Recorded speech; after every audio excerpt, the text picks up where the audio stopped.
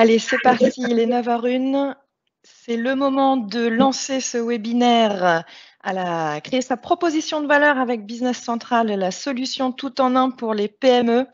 Je suis ravie d'être avec vous aujourd'hui. La semaine dernière, si vous étiez là, nous avons abordé les opportunités de marché Business Applications Microsoft, ce que Business Central peut apporter pour répondre aux besoins des PME, comment vous, en tant que partenaire, vous avez les clés pour aider ces PME. Et aujourd'hui, on va regarder ensemble comment se lancer en tant que partenaire dans une activité de revente, conseil, intégration de Business Central. Et je suis ravie d'avoir 3 intervenants de choc ce matin. En premier, l'homme qui gère les partenariats indirects, le directeur des partenaires chez Microsoft, j'ai nommé Vincent Texier. Après, nous aurons la joie d'entendre Werner Skreppen, mon collègue de Belgique. Attention, il a la blague belge facile qui pourra nous raconter comment on fait concrètement pour se lancer. Et enfin, j'aurai l'honneur d'avoir le témoignage de Frédéric. Frédéric qui est le directeur, le patron. Il a lancé la société DBE il y a 5 ans désormais et il va tout simplement nous raconter son expérience. Vous allez pouvoir leur poser toutes les questions que vous voulez. Cette session, elle est participative. Et j'aimerais tout de suite démarrer effectivement avec une petite expression bien connue, jamais 203. Vous avez un triptyque magique et c'est exactement ce qui caractérise la relation qu'on va pouvoir avoir ensemble quand on va se lancer avec Business Central. Chacun de ces 3 messieurs va vous donner son point de vue sur les facteurs clés de succès pour développer son business avec Dynamics 365 Business Central. Et tout de suite, j'ai l'honneur de lancer Vincent, qui côté éditeur, Vincent, toi, tu connais superbement bien les partenaires, tu sais ce qui contribue à leur succès. Est-ce que tu peux tout de suite nous dire c'est quoi les grandes étapes en termes de partenariat avec Microsoft et comment on fait pour se lancer? Bonjour Ania et merci, bonjour à tous. Donc effectivement, je connais un petit peu l'écosystème partenaire et de la transformation parce que historiquement, Microsoft, on ne va pas le rappeler, c'est d'abord Windows et Office, c'est par là qu'on s'est fait connaître. Donc un modèle plutôt transactionnel qui a toujours passé par la distribution, on appelait ça des grossistes et ensuite un écosystème de revendeurs, on en a à peu près 10 000 aujourd'hui. Et notre travail depuis quelques années aujourd'hui avec l'arrivée du cloud, c'est justement de transformer cet écosystème, toujours via un réseau de partenariats, on les appelle plus grossistes, mais solution aggregator ou un direct provider. Des gros mots qu'on hérite des États-Unis, mais l'idée est toujours la même, c'est de passer par des grosses sociétés qui sont très performantes, bien formées et qui proposent pas mal de services pour justement aller accompagner, parce que aider n'est pas le bon mot, mais accompagner bien notre réseau de partenaires et créer un nouveau réseau, typiquement sur les solutions Dynamics et plus particulièrement sur Business Central, sur des solutions axées sur le cloud. Donc, avant de rentrer justement dans le détail de ce qu'il faut pour réussir, c'est déjà rappeler les principes du cloud. Peut-être que certains d'entre vous sont déjà aguerris comme maîtrise ce sujet-là, ont déjà entamé ou même finalisé la transition entre le business model transactionnel et le business model cloud. L'idée, c'est toujours cette image qui parle. On veut du lait, on n'est pas obligé d'acheter la vache. Le cloud, c'est un petit peu ça le principe. Et on va le voir sur la présentation d'une solution cloud. On a une image aussi qui revient assez régulièrement, c'est justement l'iceberg, parce qu'en réalité, quand on voit un prix cloud, on peut se dire, ouais, finalement, c'est cher. Je vois un prix, en plus, on parle par utilisateur, on parle par mois, donc ça veut dire que c'est plus un investissement, ça fait partie des frais de fonctionnement de l'entreprise. Mais l'idée, c'est de savoir qu'est-ce qui se cache derrière.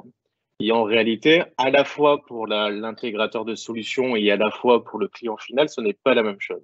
Le client final, de toute façon, lui, ce qui l'intéresse, c'est d'avoir une solution qui fonctionne tout le temps, si possible, et qui soit le plus simple possible. Et pour la partie intégration, la partie revendeur-intégrateur, en réalité, c'est on est à la croisée des chemins de 2 métiers. C'est-à-dire qu'avant, on avait un rôle déjà de conseil pour apporter quelle solution, comment ça fonctionne et qu'est-ce que ça va apporter en valeur au client final. Mais derrière, il y avait une grosse partie d'intégration, donc qui prend en compte toute la partie transactionnelle d'hardware, d'installation, de configuration et après la gestion de toute la partie mise à jour. Et Dieu sait que dans le sujet qu'on est en train d'aborder, qui s'appelle Business Central, la partie mise à jour avec tous les aspects réglementaires, c'est quelque chose qui est très important. Et là, l'idée, c'est de se dire que sur une solution cloud, justement, Le métier va évoluer et c'est là-dessus qu'on va pas mal insister sur ce début de présentation.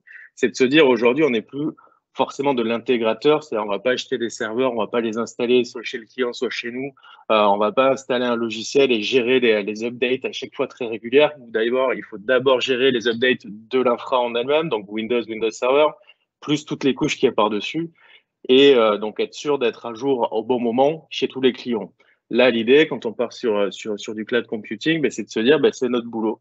Nous, on va gérer tout ce qu'il y a derrière, c'est-à-dire toute l'infrastructure, toute la partie logicielle, toute la partie migration, update, elle va être chez nous. Ce qui restera à faire, ben, c'est de la customisation, forcément, et la montée en compétence des équipes. Bon, c'est ce qu'on appelle l'accompagnement au changement. C'est un terme qui est assez important parce que ça fait partie justement des offres.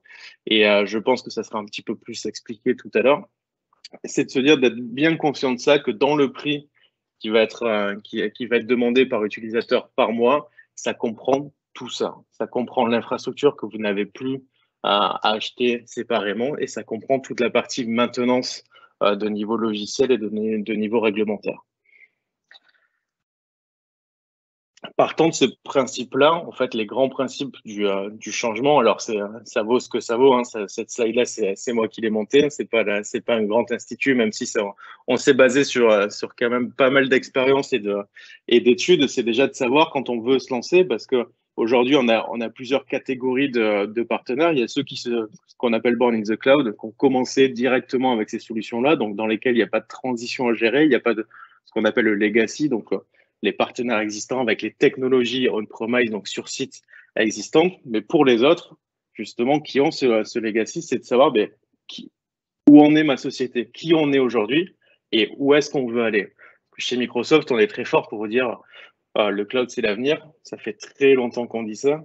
Si vous y passez pas, à un moment donné, ça marchera plus. Force est de constater, moi, ça fait 10 ans que je travaille dans le domaine, force est de constater qu'il y en a qui sont toujours pas dans le cloud et qui vivent encore, et plutôt très bien. Donc, l'idée, c'est de se dire, est-ce que je m'y positionne? Et si je veux y aller, qu'est-ce que je dois faire pour réussir? Donc, l'idée, c'est ce qu'on appelle un premier assessment, donc qu'on peut faire soi-même dans son entreprise. On peut se faire accompagner, notamment par QBS Microsoft, sur ces sujets-là, pour savoir un petit peu l'état de mes ressources, l'état de mon parc. Est-ce qu'une transition est possible et imaginable et dans quelles conditions? Et là aussi, c'est un sujet qu'on peut aborder ensemble. Et ensuite, donc, se poser la question, pourquoi le cloud? J'ai apporté deux bouts d'éléments de réponse tout à l'heure. La question est un petit peu plus large que ça. Puis après, comprendre le modèle de rentabilité, parce que c'est bien de se dire, j'ai plus à gérer tout ce qui est matériel, installation, etc. Mais du coup, comment vraiment je vais gagner de l'argent sur ces solutions-là? Et c'est bien là le cœur du sujet, c'est comment je monte mon offre, comment je suis différenciant et comment finalement je vais générer de la marge. Ça aussi, c'est un point qui sera abordé tout à l'heure. Et ensuite, on rentre dans la complexité de Microsoft. Je parle bien de complexité parce qu'on n'est pas forcément l'éditeur le plus simple à gérer, bien qu'on soit meilleur de jour en jour, j'ai envie de dire. C'est de comprendre la rentabilité. Donc, CSP, c'est le programme Microsoft Cloud Solution Provider. C'est via ce programme de licence. Donc, un programme de licence, vous connaissez certainement l'Open, l'OIM, etc. Donc, le CSP, c'est ce qui est arrivé justement pour les solutions cloud. Comprendre ce modèle de rentabilité, puisqu'il y a une marge avant, il y a une marge arrière. Donc, de savoir ce que ça représente et comment, en fonction justement de ce gain potentiel, on va pouvoir commencer à créer ces offres-là. Partner Center étant notre outil, mais je ne vais pas m'attarder forcément là-dessus. Ensuite, c'est choisir des sujets. Sur quoi je veux jouer? Là, on parle de Business Central. Il n'y a pas que Business Central. Il peut y avoir aussi des liens entre les solutions Dynamics et les solutions Microsoft 365. C'est de choisir les batailles. On ne peut pas tout faire non plus. Ça reste très large. Et finalement, c'est en fonction aussi de ce qu'on a autour de nous, de l'ADN de notre boîte, de notre écosystème de clients autour, qu'on va justement choisir les bons sujets. En fonction de ça, et encore une fois, tout ça, c'est de l'accompagnement sur lequel on est à vos côtés, à la fois QBS et Microsoft. C'est de se dire, je vais monter en compétence mes équipes sales pour savoir comment vendre ces solutions-là. Donc, la solution cloud plus la valeur ajoutée de mon entreprise. Monter en compétences techniques, et là, j'y reviendrai. En fait, on est aussi sur une transition de job puisqu'on est de moins en moins technique, de plus en plus consultant. Plus consultant fonctionnel, même plus ça avance. Monter en compétences, c'est ce qu'on appelle les opérations, savoir comment je provisionne, comment je facture, comment derrière, en back-office, il faut que je gère ces solutions cloud versus le transactionnel de l'époque. Monter en compétences marketing, parce que c'est pareil, c'est comment je vais représenter ma société, puisqu'on est sur une évolution des offres et peut-être de l'approche qu'on va avoir envers nos clients. Donc, comment on fait du marketing différemment, comment aussi on va les gérer de la lead génération sur les nouveaux outils, réseaux sociaux et autres. Et ensuite, on va gérer justement cette croisée de deux business models qui est le transactionnel et donc le CSP / modèle conceptionnel, donc le cloud. Et enfin, on va créer des offres avec de plus en plus ce qu'on appelle le P2P, c'est partner to partner. Donc, c'est-à-dire que je ne suis pas obligé d'avoir toute l'intelligence chez moi. Je peux faire appel à des partenaires, à des offres particulières qui existent et QBS en présentera tout à l'heure aussi pour avoir une valeur différenciante sur le marché et de savoir présenter un truc qui ne s'appelle pas juste Dynamics 365 Business Central versus la société voisine qui peut proposer aussi Dynamics 365 Business Central. Nu. Il faut justement créer une offre et ça va être aussi le sujet de ce webinaire-là pour se différencier, pour avoir une solution. Alors, je vais reprendre l'expression de Werner, clé sur la porte. Nous, on dira clé en main, mais l'idée, c'est de se dire d'avoir une solution finie ou quasi finie à proposer à un client donné. Ensuite, on va marketer tout ça. On va bien gérer les supports parce que, bien entendu, comme je vous le disais, le fait d'être en cloud, déjà, il y a pas mal de choses qui sont prévues côté Microsoft. Il y a un support avant-vente qui peut être directement chez QBS / Microsoft pour vous accompagner sur des projets et de voir ensuite comment on va gérer les supports après-vente, que ce soit problème technique, ça c'est inclus déjà dans le modèle cloud, ou si c'est du problème utilisateur, justement de gérer dans la montée de l'offre, comment on va gérer ces points-là. Et ensuite, bon, forcément, on va gérer les objectifs et la vente. Le modèle de rentabilité CSP, je ne vais pas forcément trop le développer parce qu'au niveau timing, on est short, mais c'est surtout qu'en fait, j'ai déjà expliqué un petit peu la base. Juste à garder en tête, nous, il faut être silver ou gold. C'est des choses qui doivent vous parler si vous avez déjà touché un peu de Microsoft. C'est le niveau de partenariat avec nous, en fait. Et à partir du moment où on est silver ou gold, on va pouvoir avoir accès à ce qu'on appelle l'incentive, c'est-à-dire la marge arrière sur les solutions vendues en CSP Cloud. Je vous parlais de modèle de transition de business model et en fait, c'est une partie qui est très importante parce que relativement complexe à aborder. Et là, en fait, je ne vais pas vous donner toutes les clés parce que c'est aussi du sur-mesure, mais c'est vous donner les grandes lignes, l'idée générale. Généralement, on la voit en trois étapes. C'est qu'il faut bien commencer par quelque part. On sait poser les bonnes questions, on veut y aller. Qu'est-ce que je dois commencer à mettre en place, sachant qu'à côté, je n'arrête pas le business que je fais aujourd'hui. On ne se dit pas du jour au lendemain, c'est un interrupteur, j'arrête le transactionnel et je vais faire je deviens un MSP et je vais faire que de l'offre sassifiée. C'est juste pas possible, financièrement parlant, à moins qu'on ait des ressources pas illimitées, mais très conséquentes de côté. Donc, l'idée, c'est de se dire, je garde mon business existant, je commence une nouvelle pratique. Et on démarre. Ensuite, justement, on va gérer cette transition-là, de se dire combien de temps ça va prendre, comment je vais le gérer, parce que c'est pareil, mes ressources, elles ne se multiplient pas du jour au lendemain quand on crée une nouvelle practice. Donc, c'est qu'est-ce que je vais réserver, allouer justement à cette practice pour gérer la transition de ces business models. Là, il faut juste garder en tête que ça prend du temps, la transition de business model, et je vais le détailler un tout petit peu par la suite. Ça ne se fait pas en semaines, ça ne se compte pas non plus en mois, on est plutôt en années pour faire une vraie transition entre le moment où je me dis je me lance dans de l'offset et le moment où je me deviens full MSP. Donc MSP, c'est quand on fait que du service managé, j'ai envie de dire, donc on n'a plus du tout de legacy. Ça se passe quand même en quelques années, mais ça vaut le coup d'attendre. Il faut juste bien l'aborder correctement. Je m'arrêterai juste sur cette slide-là et je ne développerai pas forcément la partie transition et la partie MSP parce que ça pourra faire l'objet d'un autre webinaire et j'ai déjà mangé pas mal de temps sur cette session-là. C'est que quand on commence, donc on s'est déjà posé les bonnes questions, où on en est, ce qu'on veut faire, etc. Et donc là, on est au moment où on construit son offre. Il faut savoir construire l'offre, il faut savoir prendre le risque d'aller la proposer, même si dans notre tête, on n'est pas sûr que tout soit 100% carré. C'est-à-dire que sur les premières offres, on a choisi les sujets, on regarde la cible. Généralement, on a tendance à se dire, je vais aller voir un client et je vais lui proposer ma nouvelle solution. C'est peut-être mieux d'aller voir un prospect pour plusieurs raisons. La première, c'est que typiquement, si c'est pas carré, il vaut mieux que ce soit un prospect plutôt qu'un client existant.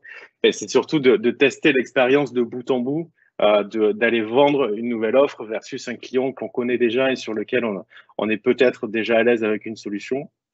Bien se connaître soi et connaître son offre, c'est-à-dire quelle est ma valeur réellement. Encore une fois, Dynamics 365, vous pouvez l'acheter directement sur Internet. Donc, pourquoi le client ira chez vous?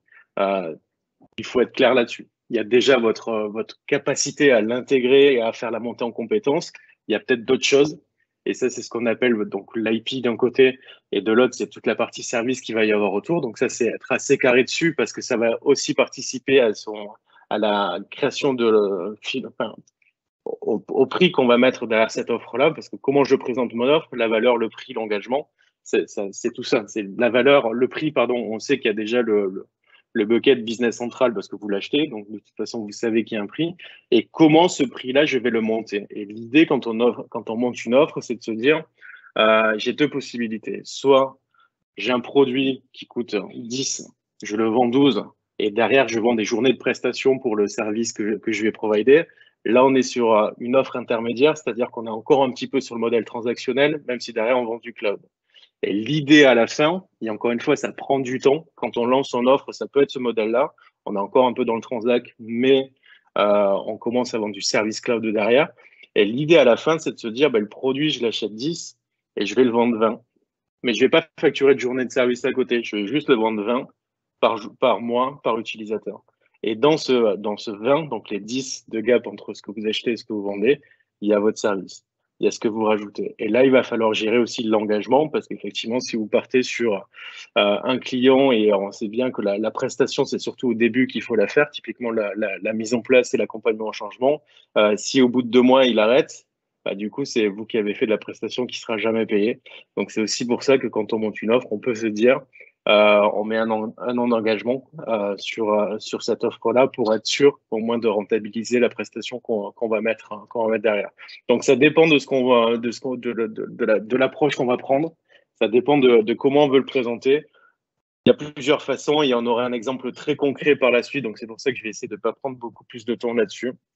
Donc, on signe ses premiers contrats, on prend du temps sur le premier contrat, justement, de bien mettre en place.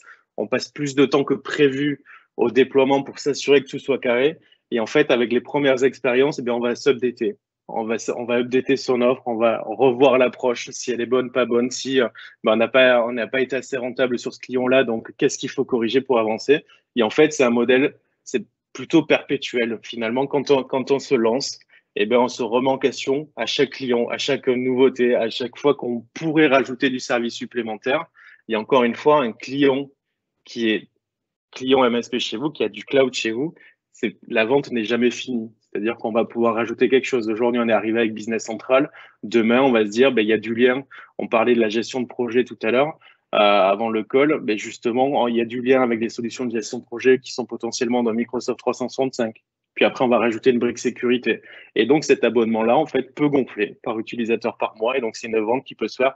On appelait ça tiroir à l'époque, mais c'est une vente évolutive chez nos clients existants. Et sachant encore une fois que quand il devient client, pour le coup, vous apportez vraiment du service. Vous n'êtes pas sur une transaction de produit, donc il y a plus de chances que le client reste avec vous. Je vais m'arrêter là parce que je pourrais vous parler pendant des semaines finalement et je pense qu'il y a beaucoup plus intéressant que moi qui arrive par la suite. Donc, je vais passer directement, si vous le voulez bien, et je répondrai à vos questions sans problème, à comment on démarre le partenariat avec N'hésitez pas à poser vos questions à Vincent dans le chat. Effectivement, Vincent, juste une petite transition de ma part. Tu confirmeras qu'on a besoin de partenaires comme QBS au milieu, parce que toi, tu vas essentiellement gérer des partenaires indirects. Exactement, c'est bien ça. Le schéma que je présentais au départ, en réalité, le modèle de distribution de Microsoft, c'est une pyramide. Microsoft, on gère en direct quelques partenaires internationaux directement dans nos équipes. Sinon, c'est un modèle de distribution indirecte où en fait, on va gérer quelques partenaires indirects providers pour essayer d'atteindre justement tout l'écosystème. Et nous, on travaille main de la main, QBS et Microsoft, justement pour vous accompagner sur toutes les étapes que j'ai présentées tout à l'heure. Merci beaucoup, Vincent. Et donc, Werner, mon cher Werner, va pouvoir nous dire effectivement concrètement comment on fait pour se lancer dans cette aventure Business Central. Bonjour à tous. Je suis Werner. Je m'excuse d'abord pour mon accent terrible. Je suis belge, mais je vais quand même essayer de ne pas dire tout le temps une fois. Alors,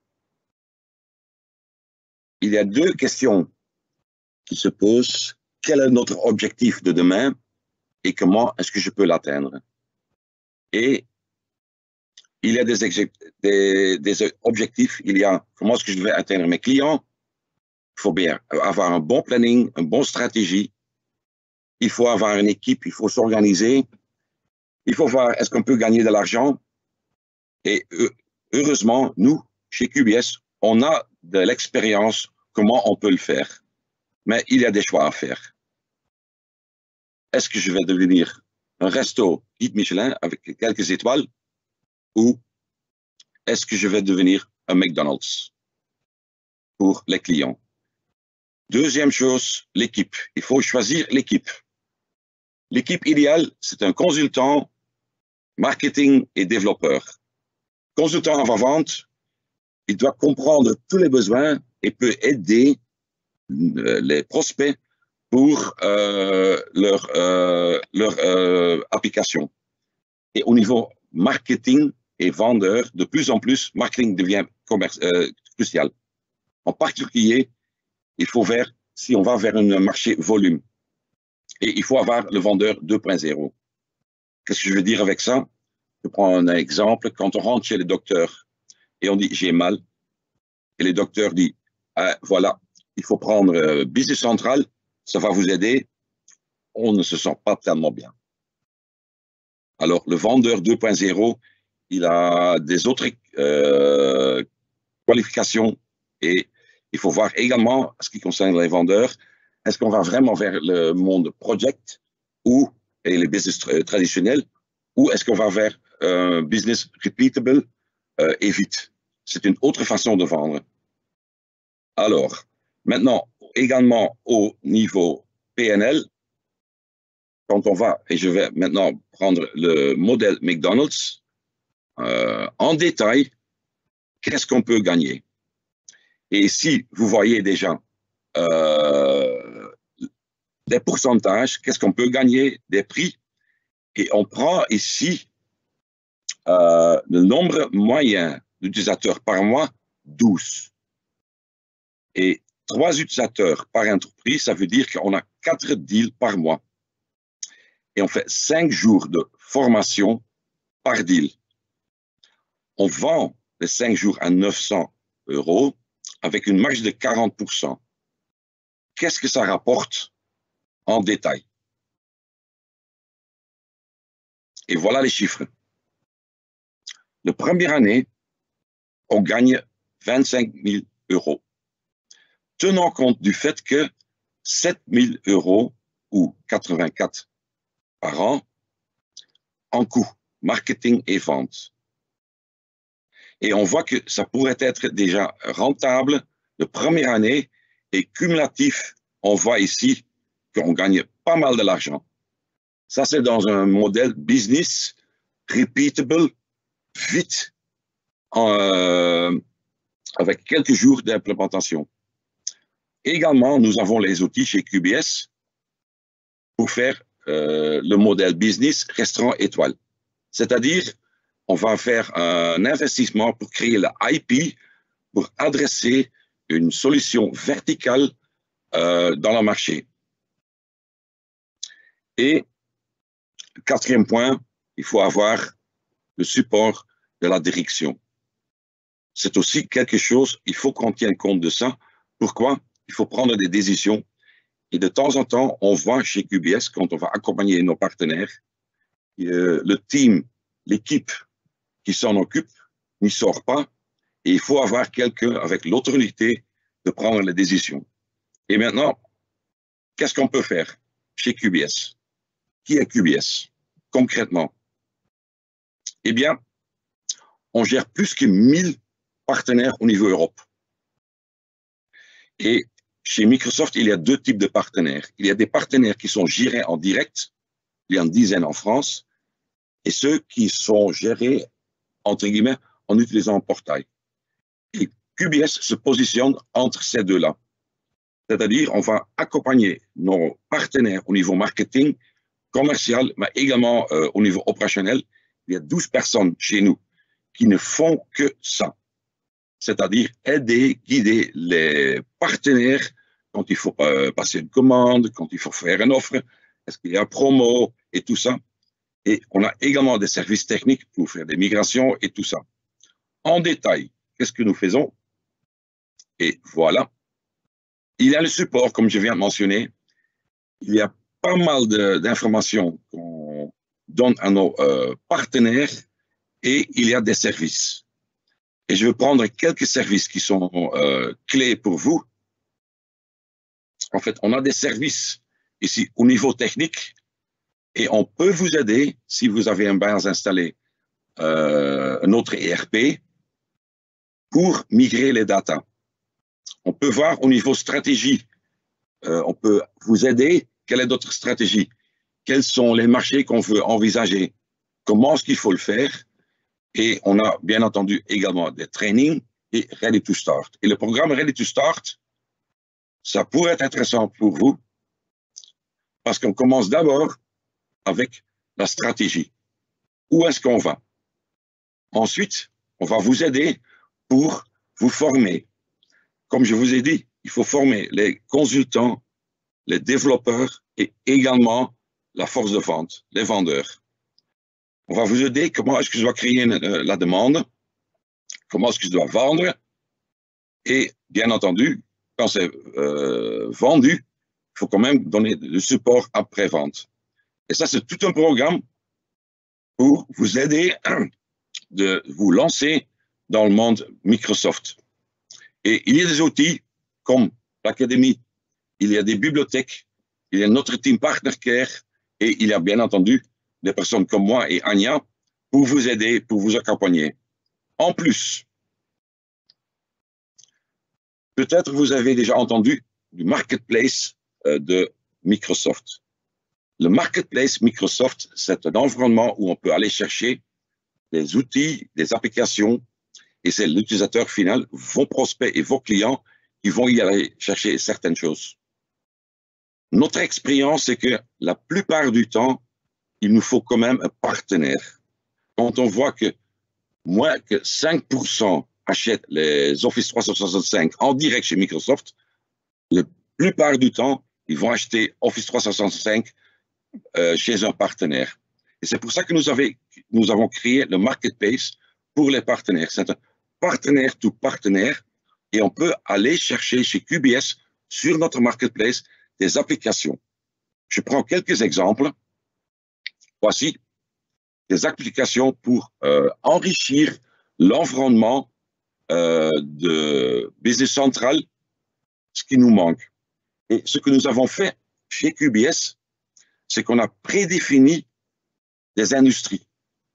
Vous voyez ici 6 industries, entre guillemets, verticalisées, et on a ajouté des éléments que je viens de montrer. Ici, la vente en gros, en détail, on a ajouté des power blocks, et ça c'est en fait prédéfini. Et on peut, et vous voyez ça ici, il y a un outil d'installation et de configuration entièrement automatisé, et je sais, Business Central, on a la réputation que ça prend du temps pour installer et configurer ça.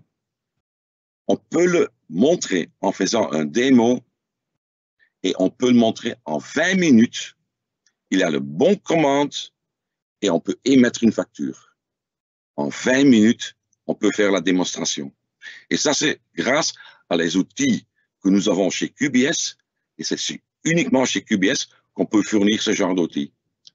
Et le modèle, en utilisant les outils que je montre ici, c'est en fait le modèle que j'ai utilisé ici avec le PNL. Alors, il est vraiment possible de gagner bien sa vie et en utilisant les outils que nous avons, de faire des installations prenant une demi-journée pour faire tous et tout, pour faire l'installation chez vos clients.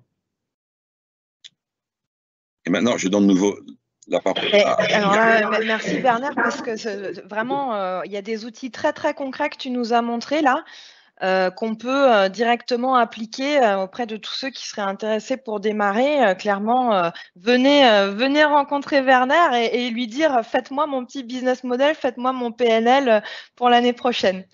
Mais justement, Frédéric qui est avec nous, lui s'est lancé il y a 5 ans, hein, si je dis pas de bêtises, Frédéric. Exact. Et tu vas pouvoir peut-être nous dire un petit peu comment tu as fait, parce que je pense que voilà, c'est quand même une petite odyssée. Ok. Werner, si tu peux me donner le contrôle, du coup. Oui, attends, est-ce que je peux faire ça à partir d'ici? Je redemande, du coup, hop. Parce que il faut le demander, oui, voilà. Et voilà, tu as le contrôle. Ok, merci. Donc, alors, DBE. DBE, nous sommes une petite structure et d'entrée, même avant que sorte Business Central, on avait pour objectif, alors avec les outils qu'on avait à l'époque, hein, puisqu'on a démarré en 2016, l'objectif était de donner accès à la data aux clients n'importe où qu'il soit. Donc, on utilisait les outils qu'il y avait à l'époque, hein, c'est-à-dire VPN, etc., toutes les lourdeurs qu'ils pouvaient avoir avec des serveurs hébergés. Donc, on était déjà parti dans un domaine, dans un milieu, non pas du SaaS, mais du milieu hébergé. Donc, souvent, des éditeurs, j'entends parler, parce que j'ai échangé avec certains de mes collègues qui vendent d'autres produits et me disent qu'en fait, quand ils ne sont pas vraiment SaaS, ils sont dans du hébergé en réalité. Bah là, effectivement, on a commencé comme ça, donc en septembre 2016. Donc, on a commencé par la Suisse. Alors, pourquoi par la Suisse, hein? Opportunité, simple opportunité. On avait dans l'idée de monter notre petite structure après avoir passé plusieurs années dans des grands groupes qui déployaient à l'époque Navision, qui est l'ancêtre de Business Central. Et donc, on a commencé comme ça en septembre 2016 avec des clients, donc Navision à l'époque, hein, mais en mode hébergé déjà. Une opportunité s'est offerte à nous pour ouvrir l'agence de Lyon avec une personne au départ en février 2017. Donc effectivement, Anya, on va avoir 5 ans cette année, mais sur la Suisse, réellement, on aura 5 ans en France qu'à partir de février 2017. Voilà. Excuse-moi d'avoir vieilli ton entreprise d'une année. Et puis, on a continué à croître et on a ouvert un bureau à Genève, donc fin 2020, parce que la Suisse est un petit pays, mais il ne s'aborde pas de la même façon que la France. Et Genève et le reste de la Suisse est un peu différent, même en Suisse romande. Et c'était important d'avoir une présence à Genève, qui est un gros lieu industriel de la Suisse. Aujourd'hui, nous sommes 13 collaborateurs, donc nous ne sommes pas très gros. Néanmoins, j'aimerais dire, par rapport à tout ce que j'ai entendu derrière, par rapport à la technologie, à tout ce que pouvait apporter l'offre SaaS, je serais tenté de dire aujourd'hui que ce n'est pas la taille qui compte. Voilà. Effectivement, avec 13 collaborateurs, on arrive à déployer des projets internationaux parce que au-delà du fait de dématérialiser et de décentraliser la data, décentraliser le mode de fonctionnement, on a aussi digitalisé notre mode de déploiement. Et on a un client chez qui on a déployé la Suisse, la France, Singapour et l'île Maurice. Et au grand désespoir de mes collègues, personne n'est allé à l'île Maurice. Et on a tout fait à distance. Et aujourd'hui, il n'y a plus besoin d'aller directement chez le client, justement, et de bloquer le client sur des journées entières. Il faut penser que le client, il a aussi son métier. Et quand vous allez chez un client, même s'il est loin, vous allez le bloquer la journée entière, sinon ce n'est pas rentable pour vous et tout tombe à l'eau dans le schéma de rentabilité. En travaillant à distance, vous préservez vos collaborateurs. 2, ça vous permet de faire des demi-journées et d'avoir 2 clients dans la même journée. Et enfin, vous pouvez enregistrer les sessions que le client peut rejouer plus tard. Donc tout ça, c'est une démarche qu'on a mis en place et qui fonctionne très bien aujourd'hui. Donc ça rejoint, alors ça n'a rien à voir, le mode de déploiement, ça n'a pas forcément rien à voir avec l'offre Microsoft, si, puisque en fait, pour faire ça, on utilise totalement les produits, toute l'offre Microsoft, et notamment Microsoft Teams, dont on reparlera un peu derrière. Donc aujourd'hui, c'est vrai qu'on était spécialisé sur Business Central, donc c'est notre cœur de métier. Nous venons de ce métier et c'est notre cœur de métier, mais néanmoins, comme il a été dit auparavant, on ne peut pas tout faire, on est d'accord. Par contre, il y a des produits qui sont quand même incontournables autour. Et aujourd'hui, on ne sommes plus un ERPiste, si je peux employer ce terme-là, nous sommes des intégrateurs de systèmes d'information Microsoft. Qu'est-ce que ça veut dire? Ça veut dire qu'on va savoir faire travailler du Business Central, qui va communiquer directement avec du Microsoft Dynamics 365 Sales, par exemple, pour un CRM un peu plus touffu que le petit CRM qui est inclus dans Business Central. On va savoir discuter avec Microsoft Office. Et donc, savoir faire de l'Office, savoir discuter avec Office, savoir discuter avec Sales et déployer le RP, tout ça va offrir aux clients une solution vraiment communicante. Et donc, c'est ce qui fait quand même un peu la force de la proposition que l'on porte. Ensuite, le constat. Donc, comment on est arrivé à croître? Alors, on a été effectivement les premiers à signer un contrat Business Central SaaS en Suisse. C'était en mars 2018. Bon, petite parenthèse, ça m'a coûté de mettre le drapeau suisse quand on a fait les slides. C'était juste après le fameux, enfin la mauvaise soirée qu'on avait passée. Mais bon, il faut faire. C'est vrai, c'était en Suisse le premier. En France, on a été les deuxièmes puisqu'on a signé notre premier dossier France en avril 2018. Mais bon, on retiendra que le premier, donc on ne l'a pas mis. Voilà. On s'est servi on a signé ce client parce qu'on y a cru tout de suite. À un moment donné, quand on a pu avoir accès aux slides de ce qui allait sortir, qui ne s'appelait pas encore Business Central d'ailleurs à l'époque, puisque le nom n'était même pas encore lancé, c'était encore un nom de projet, si je me rappelle bien, je crois que c'était Madeira, le nom du projet, et le produit n'était pas lancé. Par contre, nous avions déjà les slides. Et tout de suite, avec mon associé Mehdi, on a senti le truc. On s'est dit aujourd'hui, OK, Microsoft va nous proposer d'héberger les datas, de les protéger et de donner un accès simple et léger, plus besoin d'utiliser de VPN, etc., à tous les clients. On s'est dit, il faut y aller, c'est l'avenir. Et donc, on est parti comme ça et on a vendu sur slide au départ, uniquement sur slide, à ce premier client qui vend du matériel de montagne en France, en Suisse et aux États-Unis. Donc, tout de suite, on est parti sur un projet international avec les difficultés du départ, parce qu'au départ, la gestion des tenantes entre les US, la France, la Suisse, etc., c'était pas encore tout à fait stable. Néanmoins, on est parti avec ça. Et on a fait le lancement de Business Central qui était officiel en Suisse, qui était en juin 2018, avec ce premier client comme témoin qui a expliqué aux autres partenaires pourquoi il avait choisi Business Central en mode SaaS. Donc, on est parti on avait très peu d'années, on était encore assez jeune, à mi-2018. On va dire qu'on avait une quinzaine de clients Navision. Et aujourd'hui, en 2021, on a 50 clients Business Central SaaS. J'avoue que je ne tiens pas toujours mes stats, des stats, parce que il y a beaucoup de travail. Et Werner, pendant qu'on préparait, m'annonçait qu'en fait, on a une croissance de 22% tous les 3 mois aujourd'hui en nombre de users vendus sur Business Central. Je confirme, oui. Donc, par contre, au-delà du nombre d'utilisateurs, effectivement, je rejoins ce qui a été dit auparavant, c'est que si je prends l'exemple d'un de nos clients en France, on a commencé par du Business Central avec un nombre d'utilisateurs, pour la phase de déploiement. Et l'avantage du mode SaaS versus le mode on-premise, c'est que quand vous lancez votre produit, vous prenez le nombre de users que vous avez besoin, vous prenez uniquement les key users qui vont participer à la mise en place du projet.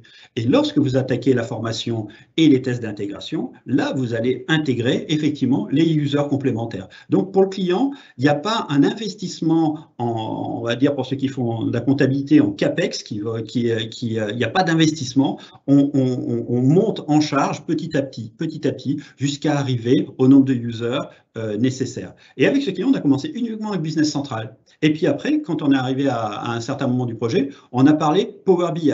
Donc, on a vendu les licences Power BI pour faire toutes les statistiques nécessaires pour le client et les diffuser au sein de l'entreprise.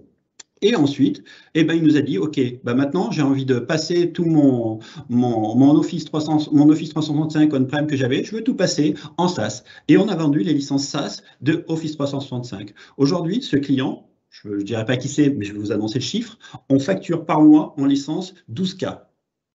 12K, on facture 12K juste pour lui, tous les mois, de licence. Donc, effectivement, il y a une vraie transition. Je rejoins tout à fait ce qu'a pu dire Vincent. Il y a une vraie transition dans le mode de vente de licence. Aujourd'hui, on va jouer sur du volume. Et ce volume va vous permettre effectivement d'accéder aux fameuses certifications Silver et ou Gold.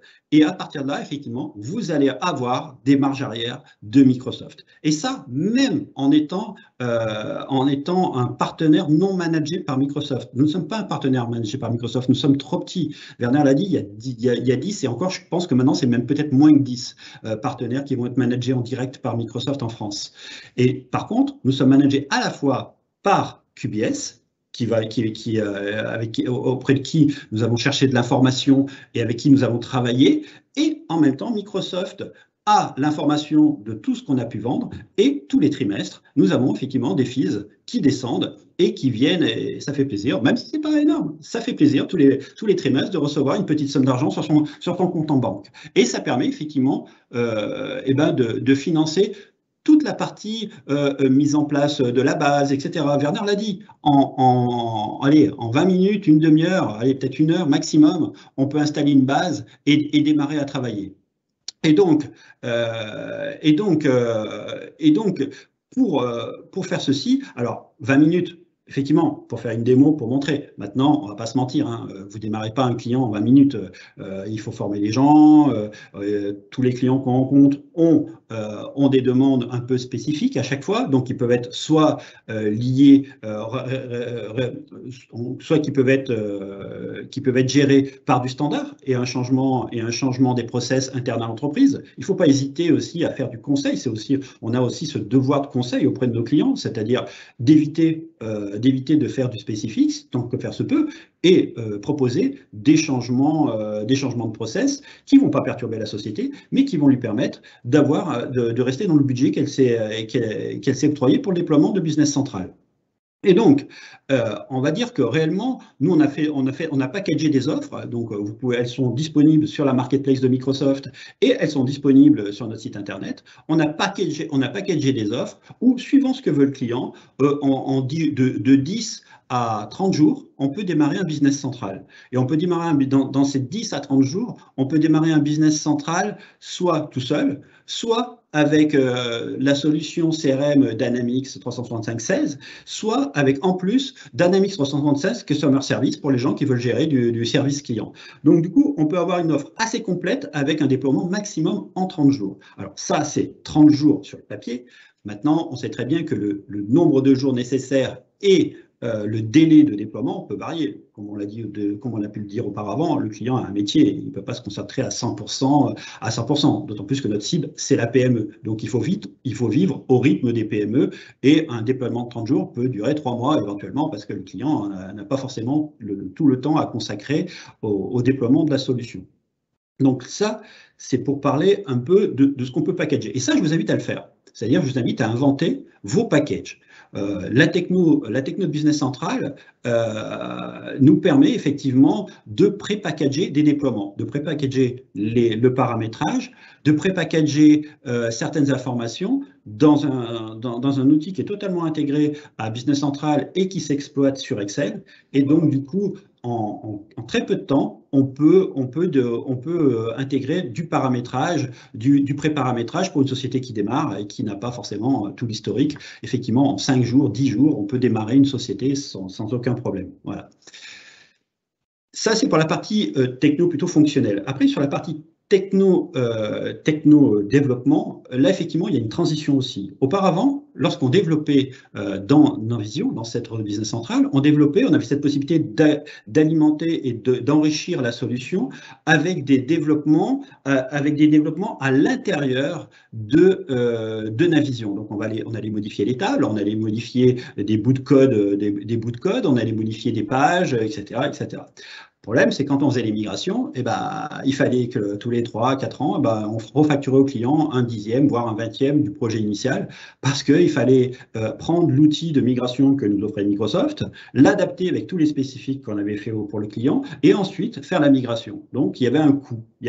Plus le client payait tous les ans la valeur de 16% de sa licence pour avoir le droit d'avoir la mise à jour. C'est-à-dire, ça lui donnait juste le droit de racheter des nouveaux users, de racheter des nouveaux objets pour développer et d'avoir le droit d'avoir la nouvelle version.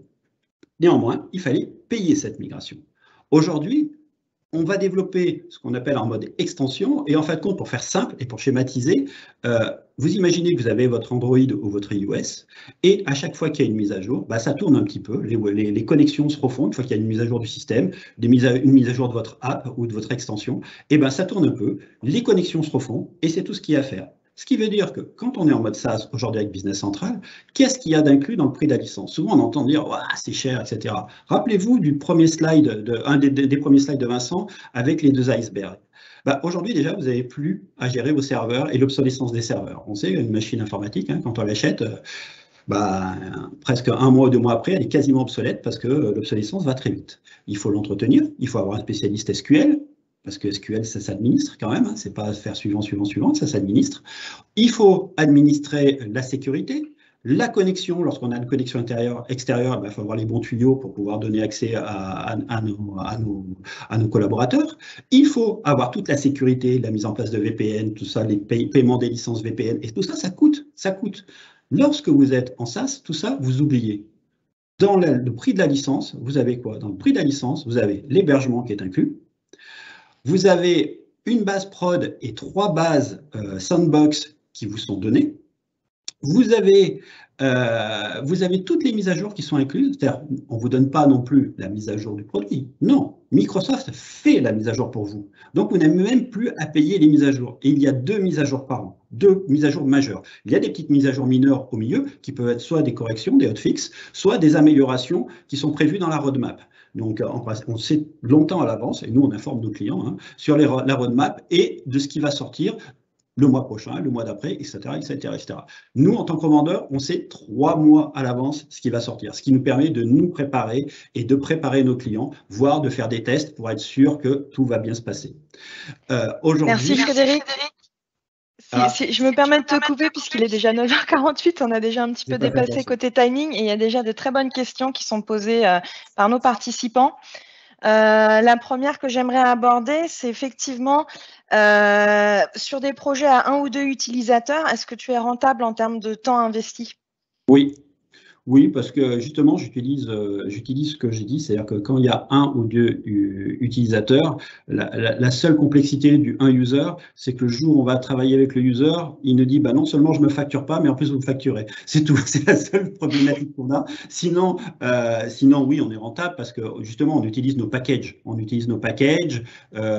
Qui sont pré-paramétrés et souvent sur ces users, ils n'ont pas les moyens de se payer du développement. Donc du coup, là aussi, c'était l'objet de mon prochain slide pour la rentabilité. Si vous avez une spécialité, créez une app.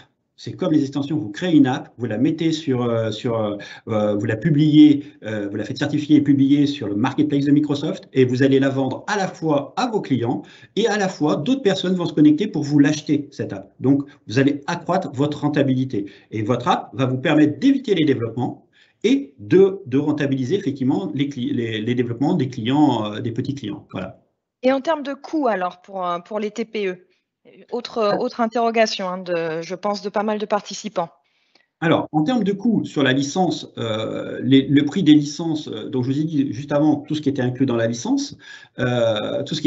licence, donc pour finir, vous n'avez pas à payer la maintenance de 16%, elle est inclue dedans, hein, pour finir, et vous n'avez plus à payer les objets de développement, puis ils sont inclus dedans aussi. Donc voilà, donc c'est vraiment un tout en un. Et en termes de coût, la licence Essential, donc qui intègre tous les modules de Business Central, sauf 2 modules qui sont le manufacturing, donc la production, et le SAV, le module SAV. Donc, si vous n'avez pas besoin de ces 2 modules, eh ben aujourd'hui, c'est 59 € par mois et par utilisateur. Si vous avez besoin du module production ou SAV, vous êtes à 84,30 € de mémoire par utilisateur et par mois. Après, derrière, vous avez d'autres types d'utilisateurs. Il y a des utilisateurs qui vont faire que de l'approbation, juste de la visualisation, ou qui vont uniquement créer des devis. Et bien, dans ce cas-là, vous prenez des licences Team Member, et un Team Member, c'est 6,70 € par mois et par utilisateur. Il faut savoir qu'avec toutes ces licences, que ce soit Essential, Premium ou Team Member, vous avez avec les licences Power Apps qui vous permet de créer des pages Power Apps directement liées à Business Central. Donc, c'est comme un client où on peut créer des pages Smart à utiliser avec son téléphone ou votre tablette. Et vous avez aussi Power Automate qui permet de faire des flux d'approbation un peu plus complexes que ce qu'il y a dans Business Central. Alors, Frédéric, j'ai une autre question. Est-ce que tu travailles uniquement avec Microsoft ou est-ce que tu travailles aussi avec d'autres éditeurs? Et en fait, je pense que la question derrière, c'est est-ce que tu mets tous tes œufs dans le même panier et pourquoi? Alors, oui, nous travaillons qu'avec Microsoft. Maintenant, nous travaillons aussi avec d'autres éditeurs. Je vous ai dit que, mais pas éditeurs de RP ou d'autres solutions. En fait, nous travaillons avec d'autres éditeurs qui construisent des apps pour Business Central. C'est-à-dire que je vous ai dit, si vous avez une spécialité, de créer votre propre app. Maintenant, si vous n'avez pas envie de faire du développement et si vous n'avez pas les ressources pour faire du développement, parce que ça s'apprend, ça coûte cher et il y a un investissement à faire, vous allez sur la marketplace, enfin sur l'app source de Microsoft, et vous allez voir qu'il y a énormément de partenaires qui ont déjà créé des outils. Et ça ne sert à rien de recréer la roue. Si votre client a besoin d'une app, d'une spécificité, et que cette spécificité a déjà été développée par un partenaire et qu'il l'a déjà vendue et qu'elle a été validée par Microsoft, mettez-vous en relation avec lui, faites une démo à votre client et ensuite achetez-lui l'app, formez-vous dessus et déployez-la chez votre client. Voilà, donc oui, je travaille qu'avec Microsoft, c'est un choix, parce qu'aujourd'hui, je pense que en termes de sécurité, de pérennité pour mes clients et de cohérence de l'offre, c'est la meilleure du marché, mais c'est mon choix, c'est mon avis. Et en plus, je travaille avec d'autres éditeurs pour les apps, les apps dont je viens de parler. Merci beaucoup, Frédéric. Je vous remercie tous, Vincent, Werner, Frédéric, d'avoir participé à cette session avec nous. Merci à vous, les participants, d'avoir pris 10 minutes supplémentaires de votre temps pour nous suivre jusqu'à la fin. Je rappelle que cette session sera disponible en replay et évidemment, une dernière question. J'en profite. Pouvez-vous nous donner le coût d'un package site e-commerce avec back-office et front-office? Alors, en termes de e-commerce, aujourd'hui, en fait, il y a une offre chez Microsoft e-commerce, mais elle est surtout axée pour les grandes entreprises aujourd'hui. Elle est plutôt pour les gens qui vont travailler avec le grand frère Business Central, qui est finance et opération, et elle n'est pas forcément financièrement adaptée aux PME. Voilà. Donc, chez Microsoft, malheureusement, on ne travaille pas avec ça. Et là, on travaille avec des partenaires qui déploient des solutions sur Magento, sur WooCommerce, etc., etc. Toutes les solutions aujourd'hui qui existent sur le marché. Et nous, ce qu'on a fait, c'est qu'on a créé un petit module, une petite extension qui nous permet de faciliter les interfaces avec des solutions tiers et surtout d'avoir intégré directement un journal des erreurs, ce que tous les commerciaux oublient de vendre quand ils vendent des interfaces. Donc, il est intégré, il est paramétrable. Et nous, on fait des demi-interfaces. Donc, on a fait une demi-interface avec tous les champs qu'on a pu voir dans notre expérience. Et en 2020, l'expérience relation e-commerce, on en a eu des tas et des tas. Donc aujourd'hui, si vous voulez, on a créé ce petit outil et on a créé un package de demi-interface qui va pouvoir communiquer après avec toutes les solutions du marché. Donc moi, ce que je peux vous dire, c'est combien coûte la demi-interface. Donc aujourd'hui, notre package demi-interface vers une solution e-commerce, nous, on vend ça entre 15 et 30 euros suivant par mois et par société. Là, on n'est pas par utilisateur, hein, on est par société, quel que soit. Après, ça va dépendre du nombre de messages que vous voulez. Donc voilà, mais entre 15 et 30 euros, c'est le coût par mois pour le côté demi-interface PC vers l'outil e-commerce. Après, côté e-commerce vers BC, bah, ça va dépendre du partenaire. S'il a déjà fait, auquel cas il va packager son offre. S'il ne l'a jamais fait, il va falloir qu'il développe une première fois et qu'il s'adapte aux API que nous, on lui met à disposition pour qu'il puisse communiquer avec Business Central. Voilà. Donc, je peux vous donner une partie du coût, mais pas l'autre. Il y a toujours des solutions, en tout cas, avec l'écosystème cool. Business Central, Dynamics 365 et Microsoft en général, avec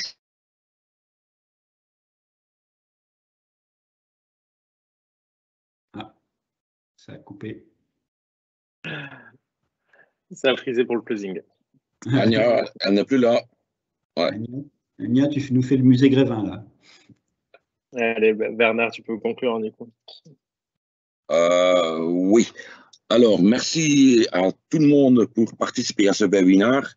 Je peux m'imaginer qu'il y a encore des questions, que vous voulez encore avoir des informations supplémentaires. N'hésitez pas à nous contacter. Et comme j'ai déjà montré quelques modèles business, je peux m'imaginer que pour chacun d'entre vous, c'est différent. On a les spreadsheets, on peut voir est-ce que ça peut rapporter de l'argent et nous sommes prêts pour vous aider. Merci à tout le monde et je vous souhaite encore une très bonne journée. Merci à tous. Bonne journée à tous. Au revoir. Au revoir.